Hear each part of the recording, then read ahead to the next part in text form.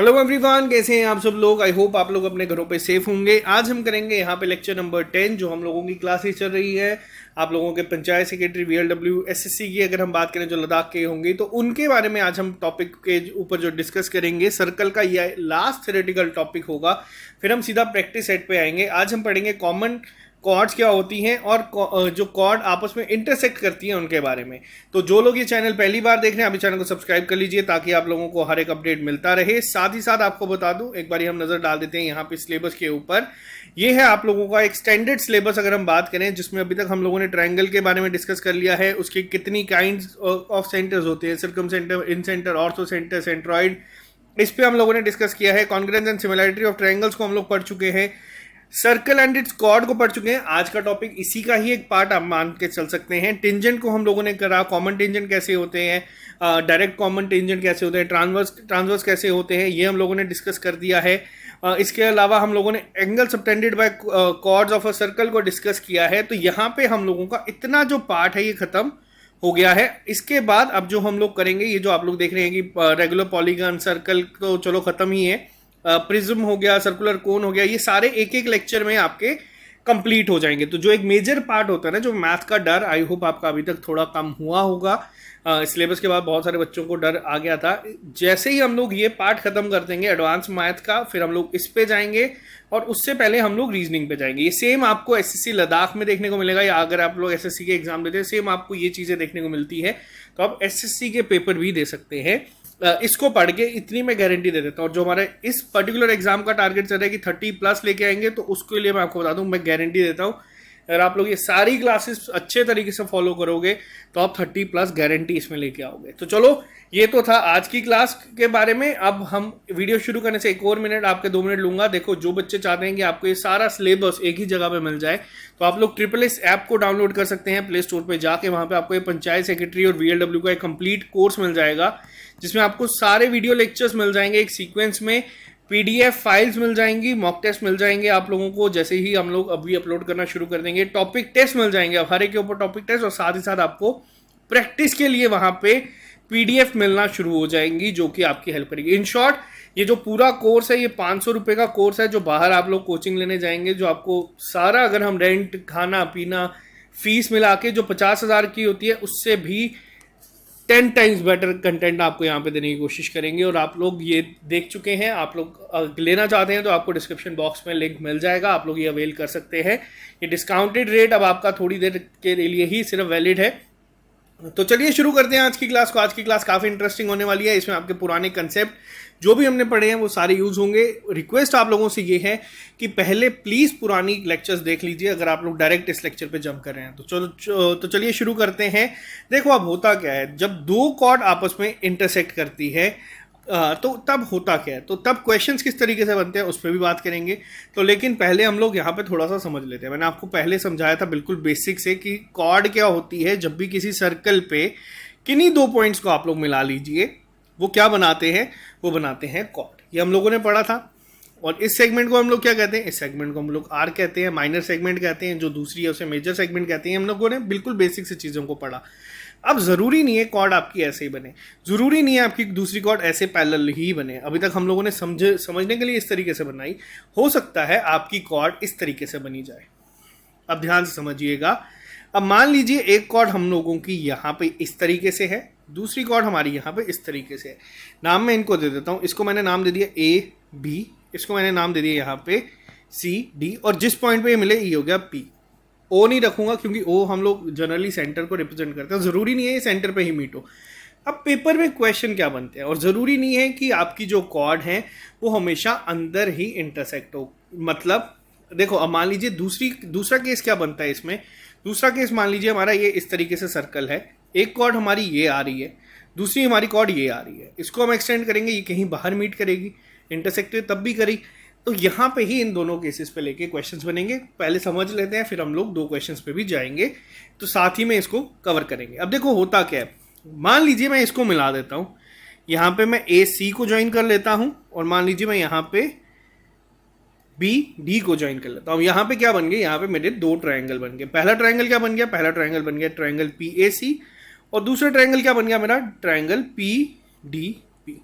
ठीक है, यहाँ तक आई होप आप लोगों को चीज़ें समझ आई होंगी। अब होगा क्या, आप देखो ध्यान से, क्या ये एंगल इस एंगल के इक्वल होगा? अब आपने अगर पहली क्लास मेरी पढ़ी है तो आप लोग इसको बोलेंगे होगा। रीजन क्या, कौन से एंगल हैं ये होंगे हमारे वर्टिकली ऑपोजिट एंगल। इसको मैं मान लेते हैं, एंगल का नाम दे दिया मैंने एंगल 1, ठीक है। अब मेरे को एक और चीज बताओ, सेम कॉर्ड जब एंगल बनाती है तो वो जो सेगमेंट में एंगल बनाती है वो क्या बराबर होता है या नहीं? अब यहाँ पे एक चीज है आप लोगों को बताना है, जल्दी बताइए। अब मान लीजिए मैं एक हमारा यहाँ पे मान लीजिए इस कॉर्ड को ले लेता हूँ, एक सेकेंड रुकिए, मैं इसको थोड़ा और क्लियर करता हूँ। हाँ जी, ठीक है। मान लीजिए फॉर एग्जांपल के लिए कि AD को ये कॉर्ड है, वो एक एंगल क्या बना रही है यहाँ पे, एक एंगल बना रही है, ये एक एंगल बनाया है इसने, ठीक है। और यही कॉर्ड एक हमारा एंगल बना रही है यहाँ पे ये, ठीक। तो अब मेरे को बताओ जो सेम सेगमेंट पे एंगल बनते हैं क्या वो इक्वल होते हैं या नहीं? अब पहली चीज आप मेरे को ये बताओ। अब आप लोग यहाँ पे चीजें बताओगे, फिर चीजें आगे चलेंगी और आप लोग खुद देखोगे कि आपकी ये चीजें सही हैं या नहीं।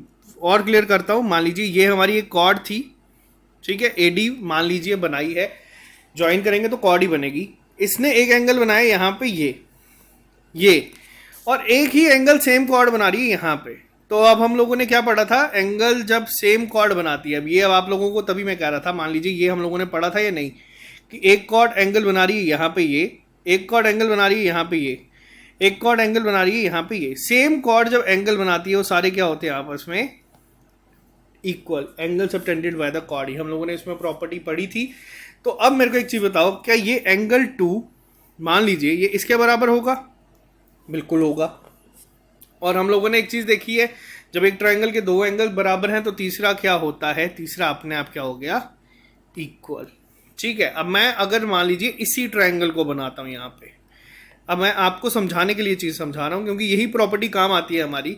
अब एक ट्रायंगल है हमारा P एंगल 1, एक है यहाँ पे हमारा A एंगल 3 और एक है हमारा यहाँ पे क्या C एंगल 2, यही बनाया यहाँ पे। अब वापस से बनाता हूँ, P एंगल 1 एंगल 2 कौन सा है यहाँ पे, B है, कौन सा हो गया 2, और ये हो गया हमारा एंगल D3। दोनों ट्रायंगल सिमिलर हो गए। अब हम लोगों ने क्या पढ़ा था सिमिलर ट्रायंगल के केस में, तभी मैंने आपको पहले प्रॉपर्टी सारी समझाई है, तभी मैंने आपको पहले थ्योरी का पार्ट समझाया ताकि आप लोग चीज़ें समझ पाओ। अब होता क्या है, अब इसको देखो, अब कॉरेस्पॉन्डिंग साइड्स हमेशा किस में होती हैं, सेम रेशो में। यानी कि अगर मैं PA लेता हूँ, PA अपॉन क्या आएगा यहाँ पे एंगल 2 में अगर हम बात करें तो क्या होगा यहाँ पे, एक सेकेंड रुकिएगा, इसको अगर मैं यहाँ से बनाता हूँ, ये एंगल बने, हम लोगों ने देखा angle 2 is equal to angle 2, ठीक है, ठीक है। सॉरी यहाँ पे एक चीज़ आपको थोड़ा सा बता दूँ, इसको अगर हम बनाते हैं थोड़ा सा ध्यान से देखना, एंगल 3 है यहाँ पे, तो इसका एंगल 3 कौन सा होगा, D, और एंगल B क्या होगा यहाँ पे, एंगल 2, यही था, ठीक है, ये बनाया। अब हम देखेंगे कॉरेस्पॉन्डिंग साइड्स की अगर हम बात करेंगे तो PA के कॉरेस्पॉन्डिंग साइड कौन सी है यहाँ पे, PA के कॉरेस्पॉन्डिंग साइड कौन सी है, PD, ये किसके बराबर होगी, PC अपॉन किसके, PB के। और अगर मैं इसको यहाँ ले जाऊँ, इसको यहाँ ले जाऊँ और मल्टीप्लाई करूँ तो क्या आएगा हमारा, PA into PB is equal to PC into PD। अब ये क्या बना, ये एक प्रॉपर्टी है, ये एक आपको चीज़ याद रखनी है। इस पे क्वेश्चन बनते हैं पेपर में, किस तरीके से बनते हैं मैं आपको लेके चलता हूँ क्वेश्चन पे भी। लेकिन आई होप आपको ये चीज़ समझ आई होगी जो हम लोगों ने समझाई है। मैं एक बार फिर से आप लोगों को समझाता हूँ ताकि आप लोगों को चीज़ें और क्लियर हो जाएं। देखो ये हम लोगों ने क्या लिया था यहाँ पे, ये लिया हम लोगों ने यहाँ पे एक सर्कल, ठीक है, यहाँ पे हम लोगों ने एक सर्कल ड्रॉ किया, पहले 2 कॉर्ड्स ड्रॉ की यहाँ पे। उसमें हम लोगों ने क्या देखा, पहले ये जो एंगल है ये कौन सा हो गया हमारा, वर्टिकली अपोजिट एंगल। इसको हमने अज्यूम कर दिया कि ये क्या है, हमारी एक कॉर्ड, और ये क्या एंगल बना रही है, ये 2 एंगल बना रही है यहाँ पे, ठीक है, एक एंगल ये बना रही है और एक एंगल ये बना रही है। इसका मतलब ये दोनों एंगल क्या हो गए आपस में इक्वल, और जब 2 एंगल्स एक ट्राइंगल के इक्वल है तो तीसरा ऑटोमेटिकली इक्वल होता है। रीजन क्योंकि तीनों का सम 180, अगर 2 इक्वल है तो तीसरा भी इक्वल होगा ही होगा। जिससे हम लोगों ने क्या देखा, हम लोगों ने देखा ये बने यहाँ पे हमारे 2 सिमिलर ट्राइंगल्स, ठीक है, ये हम लोगों ने चीज़ देखी, रेशो बनाई। मैं आपको एक याद करने का तरीका भी बताऊंगा, पेपर में आपको कंफ्यूजन नहीं होगी, आपको बस ये पॉइंट याद रखना है। जब कभी भी इंटरसेक्ट करता है इन साइड में। अब क्वेश्चन क्या बनता है, पहले मैं आपको क्वेश्चन बताऊंगा, फिर सेकंड टाइप पे जाएंगे। अब मान लीजिए ये आपके पेपर में क्वेश्चन आता है, इस तरीके से आपको दे दिया जाएगा x की वैल्यू निकालो। दो कॉर्ड्स आपस में इंटरसेक्ट कर रही हैं, एक आपको बना रही है 4, पी ए दिया है 4, पी सी दिया है 8, पी डी दिया है यहाँ पे 5 और पी भी पूछा है। अब प्रॉपर्टी क्या है, हम लोगों ने देखा इंटरसेक्ट करती है, तो जो P A into P B किसके बराबर हो जाएगा, P C into P D के बराबर। अब यहाँ पे एक और चेंजेस होंगे, मैं आपको बताऊंगा, अभी सिर्फ समझाने के लिए किया है। अब पी ए कितना गिवन है 4, पी बी कितना गिवन है वो निकालना है, पी सी कितना गिवन है हम लोगों को, पी सी गिवन है 8 और पी डी कितना गिवन है 5। ये कैंसिल आउट हो जाएगा, 2 एक्स की वैल्यू आ गई 10 सेंटीमीटर। सीधा अगर आप लोगों को ये प्रॉपर्टी पता है तो आप लोग इसको कर लेंगे। अब चीज़ आती है यहाँ पे कि अब इसको याद कैसे रखा जाए। देखो अब ऐसा तो है नहीं कि वो आपको P A B C D इसी तरीके से दे देगा, या आप लोग ये याद करके ले जाओगे कि P A into P B is equal to P C into P D. ऐसा आपको याद नहीं करना है। अब याद क्या करना है मैं आपको बताता हूँ, सिंपल ट्रिक है, इसको याद करोगे तो पेपर में आप लोगों को चीज़ें स्ट्राइक कर जाएंगी। मान लीजिए ये दो आपकी क्या है कॉर्ड है, एक है आपकी यहाँ पे ए, एक है आपकी बी, एक है आपकी सी, एक है आपकी डी। अब याद करने की प्रॉपर्टी देखना, मैं आपको बताता हूँ, ये आपको बहुत हेल्प करेगा। मान लीजिए यहां से हम लोगों ने एक कॉर्ड को उठाया और मैं इस तरफ गया पी ए की तरफ, ठीक है, पी ए की तरफ मैं यहां से गया और सेम मेरे को किससे मल्टीप्लाई करना है यहां पे, इसी के ही दूसरे पार्ट से, पी बी से। ये किसके बराबर होगा, जो हमारा पी सी इंटू होगा पी डी के बराबर। ये आपको मैं सिंपल एक चीज बता रहा हूं, याद रखना। कैसे याद रखना है, पहले मान लीजिए हम लोगों ने इसी पॉइंट को उठाया पी सी को, तो किससे मल्टीप्लाई करेंगे, इसी के ही दूसरे हाफ से, पी डी से। ये हमेशा किसके बराबर होगा, जो P A into P B. अब यहां पे इसको डी लिख दे या इसको बी कर दे, आपको बस इस तरीके से फॉलो करना है। प्रूफ मैंने आप लोगों का यहां पे बता दिया, समझा मैंने आपको यहां पे दिया। ये तो था हमारा पहला केस, कब, जब इंटरसेक्ट करेगी कहां पे, सर्कल के अंदर ही। बहुत बार क्वेश्चन आपको मैं बता दूं, ऐसे क्वेश्चंस बहुत बार पेपर में पूछे जाते हैं कि आपको सीधा दे दिया जाएगा फाइंड करो। प्रॉपर्टी पता है तो आप लोग आंसर कर दोगे, नहीं पता तो आप लोग इसको निकालते रह जाओगे, आपको इसका आंसर नहीं आएगा। तो ठीक है, यहां तक आई होप आपको चीजें क्लियर हुई होंगी। अब हम बात करेंगे दूसरे केस के ऊपर। दूसरा केस क्या कहता है, दूसरा केस ये कहता है कि जब कभी भी सर्कल के बाहर इंटरसेक्ट करेगी, अब किस तरीके से होगा मैं आपको वो भी बता देता हूं। मान लीजिए एक हमारी यहां पे आ गई, यहां पे ए बी, और ये आ गया हमारा सी डी। अब क्या है, इसको एक्सटेंड करते यहां पे कहीं पे ये सर्कल को ये जो है कॉर्ड्स आपस में इंटरसेक्ट करती हैं। दूसरे केस में जब बाहर कहीं किया, अब होगा क्या, आप देखो वापस से बनाते हैं सेम उसी तरीके से। मान लीजिए मैंने इनको ज्वाइन कर दिया, एक सेकेंड रुकिएगा, मान लीजिए मैंने इसको ज्वाइन कर दिया आपस में, और मान लीजिए एक मिनट रुकिएगा, ठीक है, और मैंने इसको ज्वाइन कर दिया आपस में, ठीक।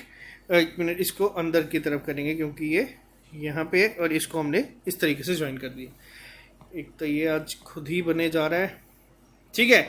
ये हम लोगों ने बना दिए यहाँ पे दो ट्रायंगल। अब क्या करना है, सेम केस में पहला, अब आपको देखना यहाँ पे खुद पता चलेगा कितनी प्रॉपर्टीज यूज हो रही हैं। अब पहला ट्रायंगल मैंने ले लिया पी ए सी और दूसरा मैंने ले लिया पी बी डी। अब पहले केस में क्या है, देखो एंगल पी किसके बराबर होगा, एंगल पी के, क्यों, क्योंकि दोनों में कॉमन है। यहां तक क्लियर है पहली चीज। अब दूसरी चीज मेरे को बताओ, हम लोगों ने एक प्रॉपर्टी पढ़ी थी थोड़ी देर पहले, अगर मैं आपसे पूछूंगा एंगल सी किसके बराबर होगा, जो बच्चा इसका आंसर बिना नोट्स को खोले और मेरे बताने से पहले आंसर कर गया, मैं मान जाऊंगा कि आपका ये टॉपिक बहुत हद तक क्लियर है, आप लोग बहुत सिंसियर होकर पढ़ रहे हैं। एंगल सी किसके बराबर होगा मेरे को बताओ, मैं तो बता दूंगा आप लोगों को। आप देखते हैं आप लोग कितने क्लासेस को पढ़ रहे हो अच्छे तरीके से। एंगल सी किसके बराबर होगा, जल्दी से बताओ। अब देखो होगा किसके बराबर, अब आपको खुद स्ट्राइक करेगा, तभी मैंने आपको ये चीज पहले पढ़ाई थी। ये क्या है हम लोगों का, एक क्या होगा, साइक्लिक क्वाड्रिलेटरल, ठीक है। हम लोगों ने पढ़ा था साइक्लिक क्वाड्रिलेटरल क्या होता है, जो कि आपस में जिसके सारी वर्टिसेस कहाँ पे, सर्कल पे लाई करें। मैंने एक प्रॉपर्टी आपको और पढ़ाई थी, एक्सटीरियर एंगल क्या होता है इस केस में। अब बहुत सारे बच्चे इसका आंसर कर देंगे, इंटीरियर ऑपोजिट एंगल। अब आई होप आपको चीज स्ट्राइक की होगी, यानी कि एक्सटीरियर एंगल सी किसके बराबर होगा, एंगल ए के बराबर। ट्राइंगल के केस में हम लोगों ने क्या पढ़ा था, एक्सटीरियर एंगल किसके बराबर होता है, एक्सटीरियर होता है सम ऑफ मतलब एक्सटीरियर एंगल किसके बराबर होता है, सम ऑफ इंटीरियर ऑपोजिट एंगल्स। लेकिन साइक्लिक क्वाड्रिलेटरल में हम लोगों ने चीज़ को पढ़ा था, मैंने आपको पढ़ाया था ये चीज़। अब आप लोग याद नहीं कर रहे, आप लोग पुराने लेक्चर अगर नहीं पढ़ रहे तो ये आपकी गलती है। चीज़ों को थोड़ा सा आपको प्रैक्टिस करना पड़ेगा। लेक्चर में भी एक दिन लेट हो जाता है, बट इसका मतलब ये नहीं कि आप क्वांट को बीच में छोड़ दो, खासतौर पे वो बच्चे जिनका क्वांट वीक है। अब आप लोग यहाँ से गेस कर सकते हैं कि एंगल सी किसके बराबर होगा, एंगल सी बराबर होगा एंगल बी के। इसको मैं नंबर कर देता हूँ 1 2 2। और एज पर रूल जब दो एंगल इक्वल तो तीसरा एंगल क्या होता है, आपस में ही सेम। तो ये हमारे क्या बन गया, ये हमारा बन गया क्या, ये बन गया सिमिलर ट्रायंगल। अब एक बारी आपको और चीज़ें क्लियर करने के लिए मैं यहाँ पे एक बारी बना देता हूँ ताकि आपको आसानी हो। अब क्या है, यहाँ पे पहले P बनाया, A C angle 1 angle 3 angle 2, ठीक है, यही बनाया हम लोगों ने। अब यहाँ पे भी सेम बना देते हैं, एंगल 1 एंगल 3 कौन सा है हमारा, एंगल 3 है D, और एंगल 2 कौन सा है हमारा, एंगल 2 है B। अब जब दो ट्रायंगल आपस में सिमिलर होंगे तो उनकी कॉरस्पॉन्डिंग साइड्स क्या होंगी, कॉरस्पॉन्डिंग साइड्स क्या होंगी आपस में सेम रेशियो में। यानी कि अगर मैं पी सी अपॉन क्या लिखूंगा, पी बी, अब इसको आपस में कर दो मल्टीप्लाई, क्या बना, P A into P B is equal to P C into P D. Same product आपका आया। अब देखो नाम चेंज कर सकता है एग्जामिनर, आप अगर इसको ऐसे ही रट्टा मार के जाओगे ये पेपर में आपको गलत कर देगा। आपको समझना है कि ये हुआ कैसे है। अब जो याद करने की ट्रिक मैंने आपको बताई है उस पर एक बारी चलते हैं। अब मान लीजिए मैंने ये कॉर्ड उठाई पहले, ठीक, मैंने क्या उठाई, पी ए, मल्टीप्लाई क्या करेंगे, इसी को ही सिमिलर को, जो मैंने एक ट्रिक आपको बताई थी, किसके साथ, पी बी के साथ, इज इक्वल टू, अब दूसरी क्या है, पी सी, और इसी को ही हम आगे उठाएंगे, क्या हो जाएगा, पी डी। अब एग्जामिनर यहाँ पे बी लिखे, यहाँ पे सी लिखे, यहाँ पे डी लिखे, हमें बस इस तरीके को याद रखना है। प्रूफ समझाना जरूरी होता है, कई बार ये अगर चीज़ में दिमाग स्ट्राइक में नहीं कर रहा तब भी। अब देखो दोबारा मैं आपसे एक चीज़ पूछता हूँ, अब देखते हैं कितने बच्चे इसका आंसर अब सही करते हैं। अब आ जाओ इस क्वेश्चन के ऊपर। अभी तक तो चीज़ पढ़ा दी, पहले 1 मिनट के लिए वीडियो पॉज करो, इसको सॉल्व करो, फिर मेरे को बताओ इसका आंसर क्या होगा। और मुझे पूरी उम्मीद है कि बहुत सारे बच्चे इसमें गलती करेंगे कोई ना कोई। बताओ इसका आंसर क्या होगा, जल्दी से बताओ। करेंगे कैसे पहले ये बताओ। अब देखो ध्यान से, अब ये हमें गिवन है, हम लोगों ने क्या देखा था, हम लोगों ने ये देखा है क्या होती है ये पी ए, मतलब अब यहाँ पे वर्डिंग चेंज कर दी है, मगर निकालना हो पी बी इंटू क्या, इसी को पूरा P A is equal to P D into P C, ठीक है, ये फाइंड करना है हम लोगों को। अब निकालेंगे कैसे, अब बताओ। अब कई बच्चे क्या पता क्या करेंगे, इसको लिख देंगे 4, इसको लिख देंगे 5, इसको लिख देंगे 2 और इसको लिख देंगे x। सॉल्व करने जाएंगे, लिख देंगे आंसर आ गया 10। ऑप्शन में मैं आपको गारंटी देता हूँ 10 सेंटीमीटर जरूर होगा, लेकिन ये आपका आंसर गलत हो जाएगा। अब क्यों गलत होगा उस पर बात कर लेते हैं थोड़ी सी। अभी तक मैंने आपको एक चीज़ समझाई, देखो लिखा गया है, अब ये समझो पी बी की लेंथ कितनी है, यहाँ पे पी बी की लेंथ कितनी है, यहाँ पे वो है 4, और पी ए की लेंथ कितनी है यहाँ पे, यानी कि इसकी लेंथ पूछी है। ये हमें ए बी की गिवन है, ये इसकी गिवन है, ये कितनी है। अब आप लोगों को स्ट्राइक करेगा, अगर जिस बच्चे ने सही लिख दिया बहुत अच्छी बात है, ये हो गया हमारा 9 सेंटीमीटर। समझ आया, यही यहाँ पे सबसे बड़ी कंफ्यूजन क्रिएट करता है, बच्चे पेपर में गलत करते हैं। पी डी की अगर बात करूँ कितनी है 2, और अगर मैं पी सी की बात करूँ कितना होगा तो वो होगा 2 + x। और यहाँ पे 90% बच्चा कंसेप्ट पता होने के बाद भी गलत करके आता है। अब इसको करेंगे तो क्या होगा, इसको अगर मैं यहाँ से ही कैंसिल कर दूँ तो ये आ गया 2, ये हो गया 18, ये हो गया 2 + x, और x क्या आ गया हमारे पास 16, ठीक है। पेपर में इसके बाद भी गलती पता है क्या होती है, पेपर में पूछा होता है फाइंड पी सी, कई बार इधर तो चलो फाइंड x लिखा था तो 16, अगर फाइंड पी सी लिखा होगा तो 16 + 2 ये भी ऐड होगा और ये हो जाएगा 18। आई होप आपको ये कंसेप्ट समझ आया होगा। इस पे क्वेश्चंस बनते हैं, बहुत बनते हैं, जो आपका कॉमन कॉर्ड के से ज़्यादा इस पे कई बार के पेपर में क्वेश्चन पूछे जाते हैं। आई होप यहाँ तक आपका पॉइंट पूरा क्लियर हुआ होगा। जब दो कॉर्ड सर्कल को इंटरसेक्ट करती है, एक केस बनता है जब अंदर ही इंटरसेक्ट करती है, एक केस बनता है जब बाहर इंटरसेक्ट करती है। यहाँ तक आई होप आपको सारी चीज़ें क्लियर हुई होंगी। अब चलते हैं हम लोग दूसरे कंसेप्ट के ऊपर। यहाँ तक अगर कोई डाउट है तो लिखना। आप बात करेंगे कॉमन कॉर्ड के ऊपर। अब देखो कॉमन कॉर्ड पे क्वेश्चन किस तरीके से बनते हैं। कॉमन कॉर्ड से को करने से पहले आपको पता होना चाहिए कि कॉमन कॉर्ड होती क्या है। मान लीजिए हमारे पास दो सर्कल हैं, ठीक है, हमारे पास दो सर्कल हैं, इसको मैं थोड़ा सा और अच्छे से बना देता हूँ, ठीक है। मान लीजिए हमारे पास दो सर्कल हैं, एक इसका सेंटर ये है, इसका सेंटर ये है, इनको C1 और C2 कर देता हूँ। और ये जो कॉर्ड बनी जो दोनों में आती है, दोनों सर्कल में आते हैं A और B में, इसको हम लोग क्या कहते हैं, कॉमन कॉर्ड। अब इसके कंसेप्ट क्या है, उससे पहले आपको दो प्रॉपर्टीज यहाँ पर समझनी चाहिए। कॉमन कॉर्ड हमेशा जब भी सेंटर को इंटरसेक्ट करता है तो ये हमेशा कितने में करता है, ये करता है 90 डिग्री में, पहली चीज ये आपको बतानी चाहिए। और जो आपका ये पॉइंट है D, ये हमेशा आपस में इक्वल होता है, यानी कि AD किसके बराबर होगा, हमेशा BD के। C1 C2 की बात नहीं की, DC1 और DC2 आपस में बराबर नहीं होगा, लेकिन जो कॉमन कॉर्ड हमेशा सेंटर को काटती है, दोनों सेंटर का जो बीच का इस तरीके से काटती है, ये हमेशा 90 डिग्री का एंगल बनाती है और साथ में हमेशा दो इक्वल पार्ट्स में काटती है, AD is equal to BD। अब पेपर में क्वेश्चन कैसे बनता है मैं आपको बताता हूँ। पेपर में क्या होता है, पेपर में या तो आपको ये रेडियस मान लीजिए R1 है, ये रेडियस मान लीजिए R2 है। पेपर में क्या होता है, पेपर में कई बार आपको R1 R2 गिवन होता है, आपको C1 C2 यानी कि इनके बीच का डिस्टेंस गिवन होगा, आपको बोल दिया जाएगा फाइंड AB। अब दो प्रॉपर्टीज यहाँ पे बनती है, दो केस बनते हैं यहाँ पे, दोनों को डिस्कस करते हैं। देखो ये मैंने आपको अभी तक समझाया जो चीज़ को, पहली चीज़ मैंने आपको बता दिया 90 डिग्री में बनाती है, AB को हम कॉमन कॉर्ड कहते हैं, C1 C2 को से हम लोगों ने सेंटर ऑफ जो सर्कल है उनका डिस्टेंस किया है और ये हमेशा परपेंडिकुलर होता है, ये हम लोगों ने किया। पेपर में आता है फाइंड AB। अब दो केसेस बनते हैं। पहले केस में क्या होता है, मान लीजिए जो ये आपका ये ट्राइंगल बना है, ठीक है, अब इसको थोड़ा सा और अच्छे से पढ़ते हैं। मान लीजिए ये आपका एक ट्राइंगल बना है, ये वाला AC1 C2। अगर कोई पूछेगा ट्राइंगल AC1 C2 का क्या होगा यहाँ पे एरिया, तो आप लोगों को पता है ट्राइंगल का एरिया क्या होता है, हाफ बेस इनटू ऑल्टीट्यूड। और मैंने आपको क्या बताई, AD हमेशा क्या करता है 90 डिग्री में काटता है, तो यानी कि ये क्या हो जाएगा, हाफ बेस क्या है हमारा C1 C2 और ऑल्टीट्यूड क्या बन गया हमारा यहाँ पे AD। पहला केस जो होता है वो आपको ये बता दिया, ठीक है, यही चीज मैंने यहाँ पे लिख दी, हाफ बेस इनटू ऑल्टीट्यूड। अब दूसरी चीज क्या होती है, अब वापस से अगर हम बात करें, हम लोगों ने पढ़ा है स्केलिन ट्राइंगल के केस में एरिया कैसे निकलता है, इरोन फॉर्मूला से निकलता है। आप लोग यहाँ पे फॉर्मूला देख सकते हैं, √S into S minus R1 into S minus R2 into S minus C1 C2।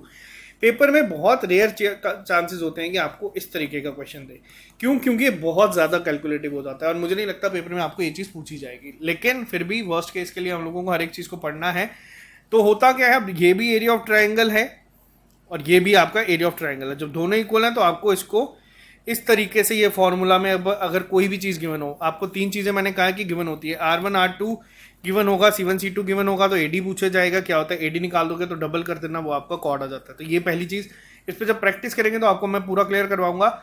लेकिन मैक्सिमम टाइम क्या होता है, मैक्सिमम टाइम जब भी आप लोगों को पेपर में क्वेश्चन गिवन होता है ना, मान लीजिए आपका ये सर्कल एक है, ये आपका सर्कल दूसरा है।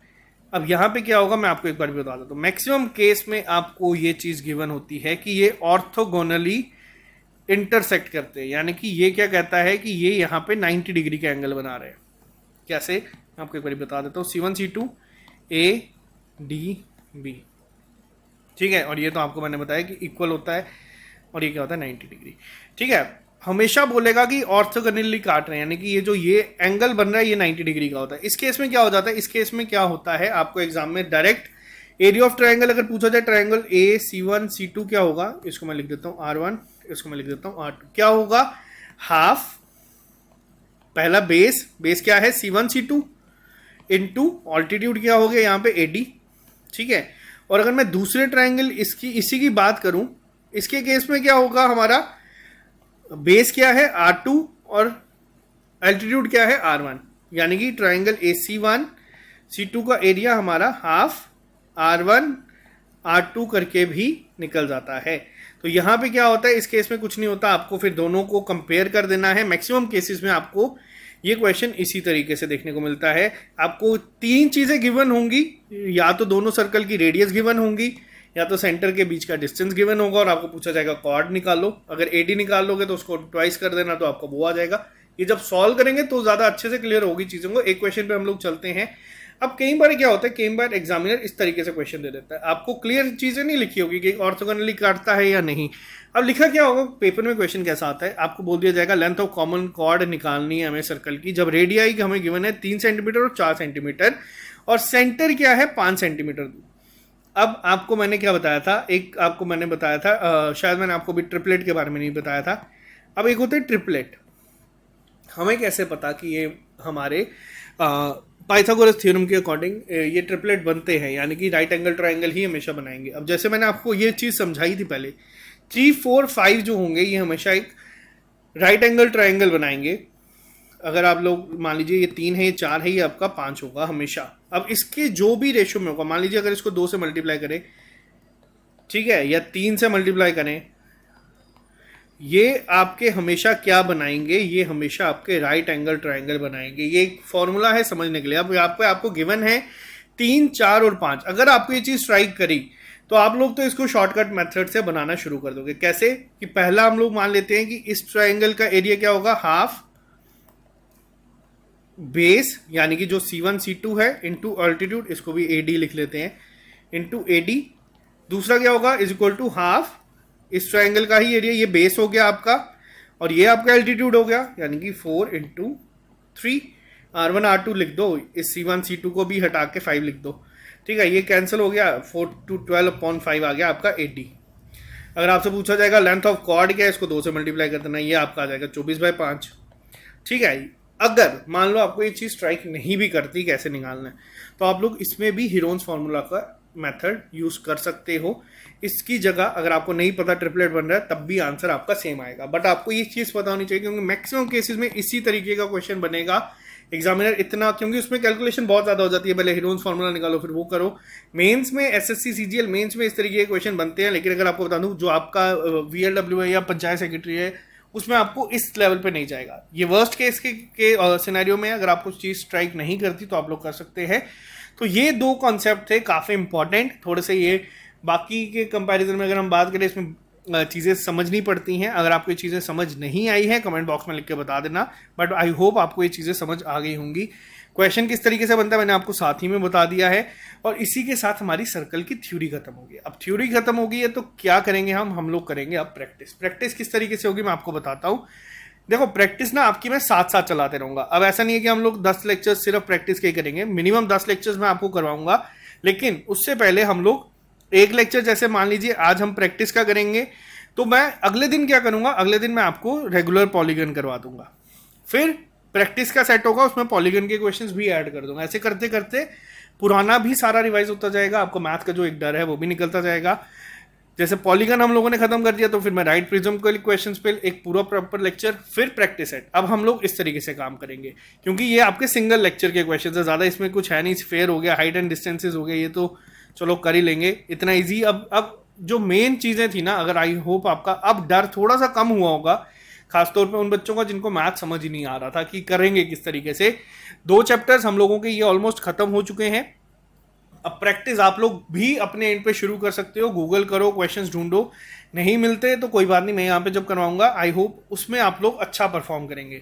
तो अगर आपके लेक्चर पसंद आए वीडियो को लाइक कर देना, और अगर आप लोग अभी तक हमारे इस कोर्स में एनरोल नहीं हो तो आप इसमें एनरोल हो जाइए, क्योंकि बहुत जल्द हम इसमें मॉक टेस्ट भी साथ में शुरू करवाएंगे।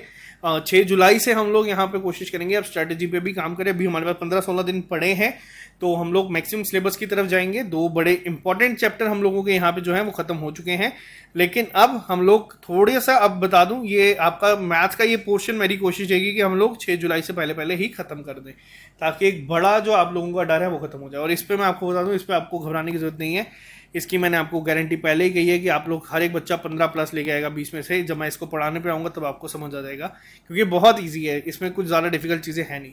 तो bye take care, all the best, मिलते हैं शाम को नए लेक्चर के साथ। कल मिलेंगे नए लेक्चर के साथ, प्रैक्टिस सेट करेंगे पहले, फिर हम लोग जाएंगे रेगुलर पॉलीगन के ऊपर। Okay guys, see you soon, bye take care.